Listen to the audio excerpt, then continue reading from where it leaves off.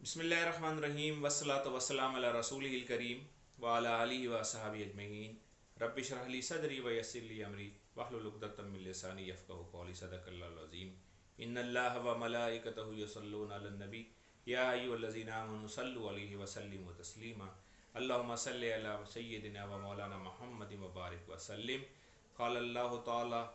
लक़द कान लकुम फ़ी रसूलिल्लाहि उस्वतुन हसना सदक़ल्लाहुल अज़ीम। नबी करीम सल्लल्लाहु अलैहि वसल्लम की ज़िंदगी हमारे लिए बेहतरीन नमूना है। आप सल्लल्लाहु अलैहि वसल्लम ने जब दावत का आगाज़ किया तो आपको हर तरह की मुश्किलात का सामना करना पड़ा।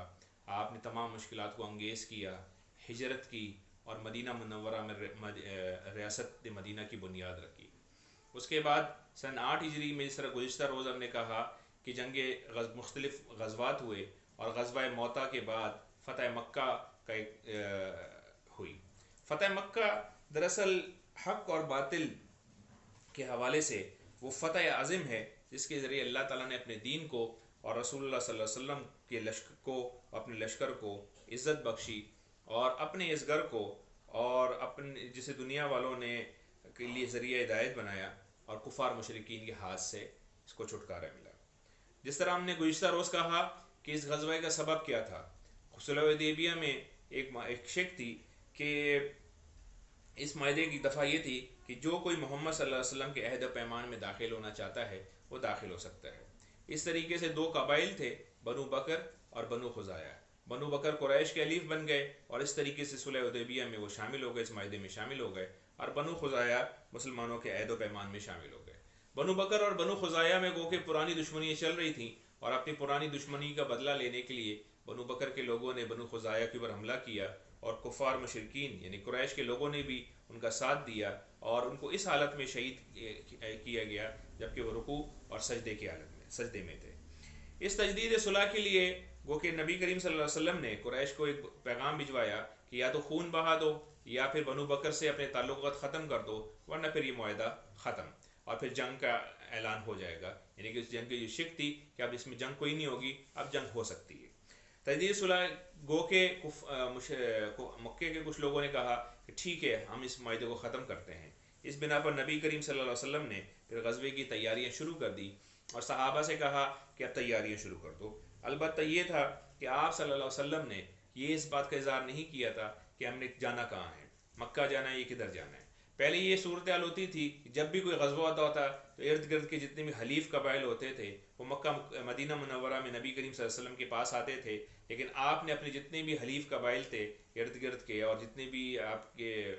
अंसार थे उनसे ये कहा कि तुम अपने अपने इलाकों में रहना, हम गुजरते हुए तुमको अपने साथ ले लेंगे। ये नबी करीम सल्लल्लाहु अलैहि वसल्लम की राजदारी थी, अखफा था कि कहीं कुरैश को इसकी भिनक भी ना पड़े, कुरैश की तैयारी के लिए तैयार ना हो। यह एक छोटा सा वाक़या ज़िमनन आपके सामने बयान करते हैं कि नबी करीम सल्लल्लाहु अलैहि वसल्लम के एक सहाबी थे, हातिब बिन अबी बल्ता रज़ी अल्लाह तआला अन्हु। उन्होंने कुरैश को एक रुका लिखा, एक ख़त लिखा और एक इत्तला भेजी कि रसूलुल्लाह सल्लल्लाहु अलैहि वसल्लम कुरैश के ऊपर हमला करने का इरादा कर रहे हैं, यानी मक्का का। और उसने कुछ पैसे देकर एक औरत को रुका दिया कि कुरैश वालों को जाकर ये ख़त पहुंचा दें। नबी करीम सल्लल्लाहु अलैहि वसल्लम को वही के ज़रिए ये इत्तला मिल गई और आप सल्लल्लाहु अलैहि वसल्लम ने हज़रत अली और कुछ दूसरे सहाबा हज़रत मिक़दाद, हज़रत ज़ुबैर वगैरह को भेजा कि उस औरत को पकड़ के उससे वो ख़त ले लिया जाए। और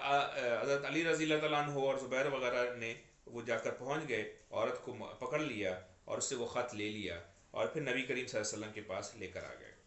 फिर आप सल्लल्लाहु अलैहि वसल्लम ने अबू बल्ता को बुलाकर पूछा कि है आतिब, ये क्या है? उन्होंने कहा, अल्लाह के रसूल सल्लल्लाहु अलैहि वसल्लम मेरे खिलाफ जल्दी ना फरमाएं, खुदा की कसम अल्लाह और उसके रसूल पर मेरा ईमान है, यानी कि पुख्ता ईमान है।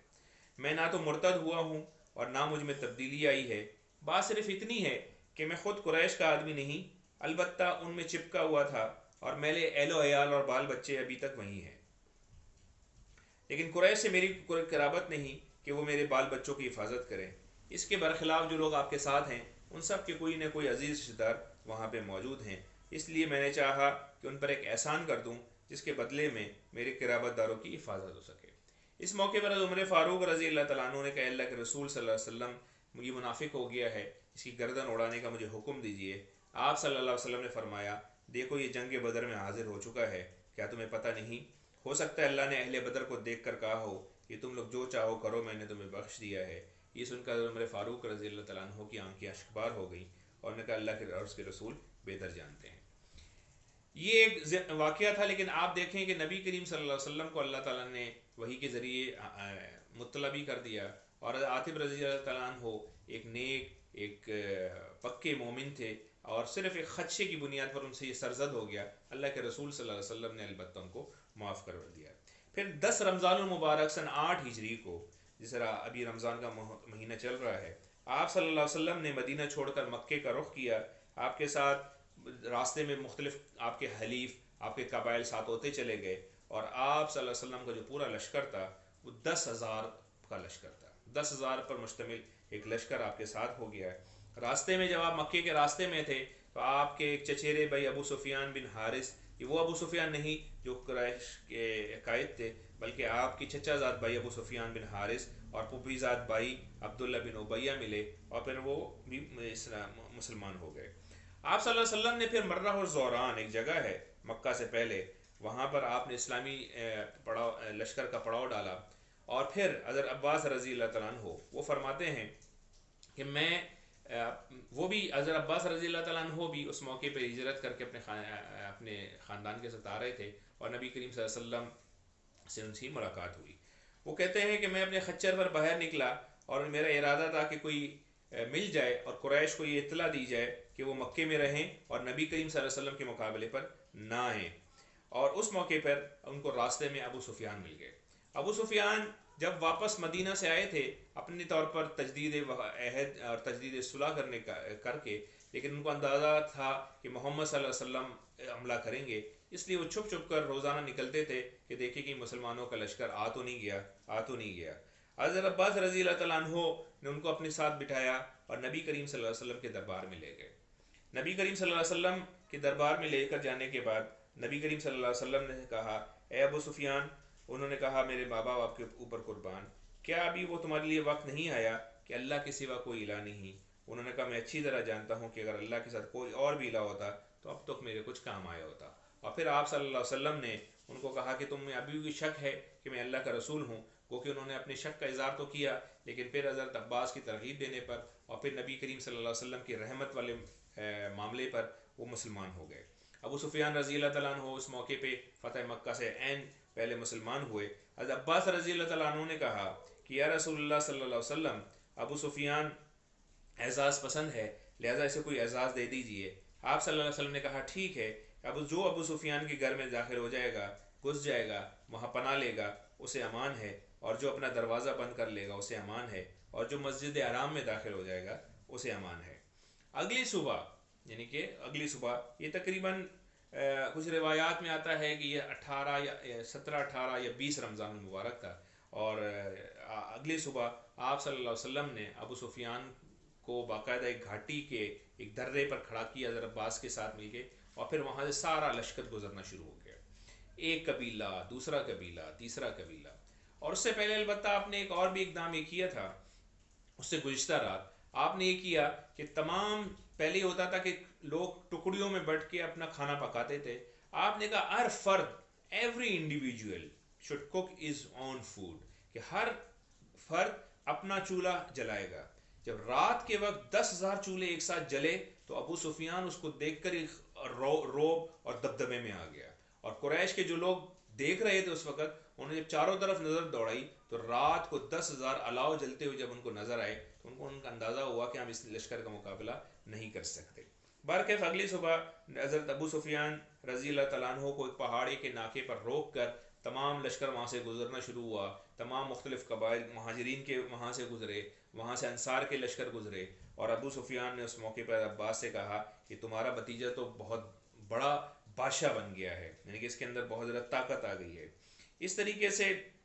اس نے یہ بھی کہا کہ ہم اس لشکر کا مقابلہ نہیں کر سکتے تھے۔ البتہ اس موقع پر ایک اور واقعہ بھی پیش آیا، انصار کا جو علم تھا، پھریرا تھا جنگ کا، وہ نبی کریم صلی اللہ علیہ وسلم نے حضرت سعد بن عبادہ رضی اللہ تعالیٰ عنہ کو دیا تھا۔ جب وہ ابو سفیان کے پاس سے گزرے تو انہوں نے وہاں گزرتے ہوئے کہا الیوم یوم الملحمہ، یعنی کہ آج خون ریزی اور مار دھاڑ کا دن ہے، آج حرمت حلال کر لی جائے گی، یعنی کہ آج ہم اپنے تمام بدلے لے لیں گے۔ جب نبی کریم صلی اللہ علیہ وسلم کے کانوں تک یہ بات پہنچی تو انہوں نے فوری طور پر کہا کہ نہیں،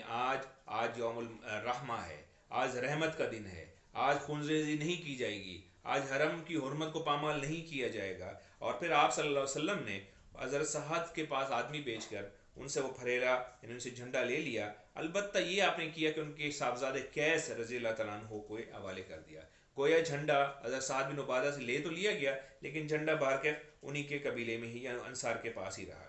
اس طریقے سے حضرت ابو سفیان کو آگے نبی کریم صلی اللہ علیہ وسلم نے پھر دوبارہ بھیج دیا، اور اس نے مکہ جا کر باقاعدہ اعلان کیا، اور باقاعدہ نبی کریم صلی اللہ علیہ وسلم نے اعلان کروایا کہ جو شخص بھی